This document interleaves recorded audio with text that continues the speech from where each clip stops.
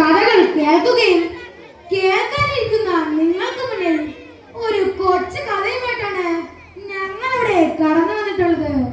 ഞങ്ങളുടെ കഥയുടെ പേര് അതെ, വാശിയുടെ ചാട്ടോലി.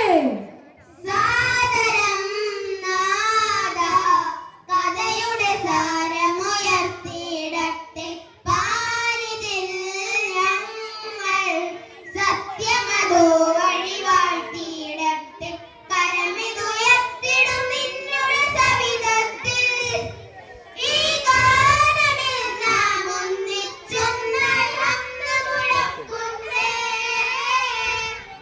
കരമിതുയർത്തിടും നിന്നുടെ സവിധത്തിൽ ഈ ഗാനമിൽ നാം ഒന്നിച്ചൊന്നാൽ അന്ന് മുഴക്കുന്നേ. ഈണ്ട മരങ്ങൾക്കപ്പുറം മദീന താഴ്വരയിൽ മസ്ജിദുൻ നബവിയുടെ അകത്തളത്തിൽ പ്രവാചകനും തന്റെ അനുയായികളും എന്തോ പറഞ്ഞു. കേട്ട മാതിരിയിൽ അവർ തക്ബീറുകളോടെ എതിരേറ്റു.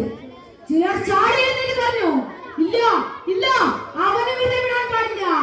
അങ്ങയുടെ കൂടെ ഏതൊക്കെ വരെയും പാറപ്പോലെ ഉറച്ചു നിൽക്കാൻ ഞങ്ങളുണ്ടാവും. തിരുനൂതരെ അങ്ങ് കൽപ്പിച്ചാലും എന്താണ് അവിടുന്ന് കൽപ്പിച്ചതെന്നോ? അതിരറ്റവൻ പിന്നുമ്പിൽ അടറിടമിടമിൽ ബദറിനാരമുയരുകയാൽ സ്ഥിരമായ ഹതവനികിടാം അവശമിൽ വിജയരജതമയണി ചേരൂ വിജയരജതമയണി ചേരൂ. അതെ, അത് ബദറിലേക്കുള്ള വിളിയാളമായിരുന്നു. ഹിജറ 2-ാം വർഷം അബൂ സുഫിയാനെ തടയാൻ പുറപ്പെട്ട മുസ്ലിം സൈന്യവും ശത്രു സൈന്യവും ബദറിന്റെ താഴ്വരയിൽ ഏറ്റുമുട്ടി. ഹംസത്തുൽ ഖറാറിന്റെ വാള് അന്തരീക്ഷത്തിൽ മിന്നി മറിയുമ്പോൾ ശത്രു സൈന്യം ചിതറിക്കൊണ്ടിരുന്നു.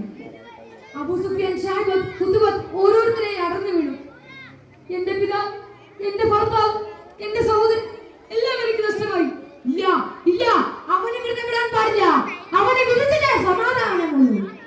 എന്തിന്റെ മനസ്സിൽ ഒരു ഉപായം പിന്നെ എന്തെന്നല്ലേ? സന്ധ്യതിയാ മോഹവിമൊഴിഞ്ഞെന്ന് അടവുകൾ പലതായി ഹംസം തന്റെ സുരതം തരും ബലഹിതനത്തെ ഹിതമണം സ്വാതന്ത്ര്യം മുന്തിരി ചന്തം മുന്തിരി ചന്ദിര ചന്ദിര ശോഭദൂര വശിൽ കസുറ ദൂര വശിൽ കസുറ. അതെ, കറുത്ത വർഗക്കാരനായ തന്റെ അടിമ വാശിയോട് പറഞ്ഞു, ഹാംസയുടെ തലയെടുക്കുകയാണെങ്കിൽ നിന്നെ ഞാൻ മോചിപ്പിക്കാം. വാശിയുടെ ഉള്ളിൽ ചിന്തകൾ കടന്നുപോയി. എത്ര നാൾ ഒരാളുടെ മുന്നിൽ തല കുലിച്ചിരിക്കണം? തന്നെ പോലുള്ളവരുടെ ചിരകാല സ്വപ്നമായ മോചനം ലഭിക്കണമെങ്കിൽ ഹംസയെ വകവരുത്തരുത് തന്നെ. പിന്നെ അങ്ങോട്ട് വാശിയുടെ ഉറക്കമില്ലാത്ത നാളുകളായിരുന്നു. അതാ കാത്തിരിപ്പിനൊടുവിൽ ആ ദിവസം വന്നെത്തി. ഹംസയെ യുദ്ധഭൂമിയിൽ വെച്ച് വാളുകൊണ്ട് വീഴ്ത്താനുള്ള നിർദ്ദേശം പഠിപ്പിച്ച് ഹിന്ദു ഹംസയെ യുദ്ധഭൂമിയിൽ പറഞ്ഞയച്ചു. അങ്ങനെ പാത്തും പതുങ്ങി നിൽക്കുമ്പോൾ അതാ അത് ഹംസയല്ലേ. പിന്നെ ഒന്നും നോക്കിയില്ല, വാശിയുടെ ചാട്ടോലി എടുത്തെറിഞ്ഞു. പിന്നെ എന്തുണ്ടായിന്നല്ലേ? നീന്തുടിക്കുകളവിലേക്ക് ചൊടിയിൽ നീറി കൊല്ലപ്പിഴിയ വിചാരിയെടുത്ത് തങ്ങുതലത്തെ വാശിയുടെ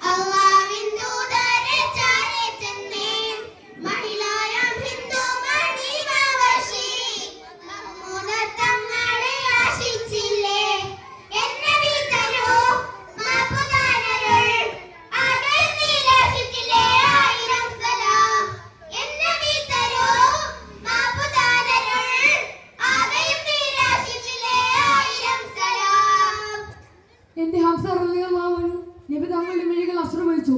എന്ത് അശ്രുമൊഴിച്ചു വന്നോ? കാലങ്ങുന്ന കണ്ണുകൾ തുടച്ചു നീക്കി വാശി പറഞ്ഞു. നബി സല്ലല്ലാഹു അലൈഹി വസല്ലം സന്തോഷിക്കുന്ന ദിനം വരെ എനിക്കും എന്റെ ചാട്ടോളിക്കും വിശ്രമമില്ല. ഈ യുദ്ധത്തിൽ സുഹൃത്തിലും സൈന്യത്തിന്റെ അടിപതറിയ ഉനീസർസേനും അവന്റെ ഹദത്തിലേക്ക് ഓടി ഒളിച്ചു. മുസ്ലിം സൈന്യങ്ങൾക്ക് മുന്നിൽ കോട്ടവാതിൽ കെട്ടി അടക്കപ്പെട്ടു. നേന്ത്രപ്പലി അലങ്കരിക്കുന്ന ലഗീഫ് റളിയല്ലാഹു അൻഹു തെല്ലേനും ചിന്തയിലായിരുന്നു. ഇനി എന്തെന്റെ മാർഗം? അപ്പോഴാണ് ബറാ റളിയല്ലാഹു അൻഹു ഓർമ്മ വന്നത്. കേട്ടവാതിൽ ബറാ റളിയല്ലാഹു അൻഹു പറഞ്ഞു, നിങ്ങൾ എന്നെ ഉയർത്തിയറിയുകയാണെങ്കിൽ കോട്ടവാതിൽ ഞാൻ നിങ്ങൾക്ക് തുറന്നു നൽകാം. അതും സംഭവിച്ചു. ധീരമായ പോരാട്ടത്തിൽ ശത്രു സൈന്യം മുസ്ലിം സൈന്യത്തെ യുദ്ധഭൂമിയിൽ വെച്ച് അടർത്തി മാറ്റി. അല്ലാഹു അക്ബർ, അല്ലാഹു അക്ബർ എന്ന ആരാധന വഴി മുസ്ലിമിന്റെ കാവലന്മാർ മുന്നേറിക്കൊണ്ടിരുന്നു. പക്ഷെ നമ്മുടെ കഥാനായകനെ കാണാനില്ലല്ലോ. ഏറെ സമയം കഴിഞ്ഞില്ല. കൊട്ടാരത്തിന് മുകളിൽ മുസ്ലിം തല അടർത്തി മാറ്റി നിൽക്കുന്നു വാശി. അതെ, കയ്യിൽ ചാട്ടടിയും. സ്വപ്ന പൂവണിന്റെ സന്തോഷത്തിൽ വാശിയുടെ നിശ്ചയുടെ തല യുദ്ധഭൂമിയിൽ വലിച്ചെറിഞ്ഞു. മുസ്ലിമിന്റെ യുദ്ധ ചരിത്രത്തിൽ ഒരു പുൻതൂലായി കൂടെ കൂട്ടിച്ചേർക്കാം.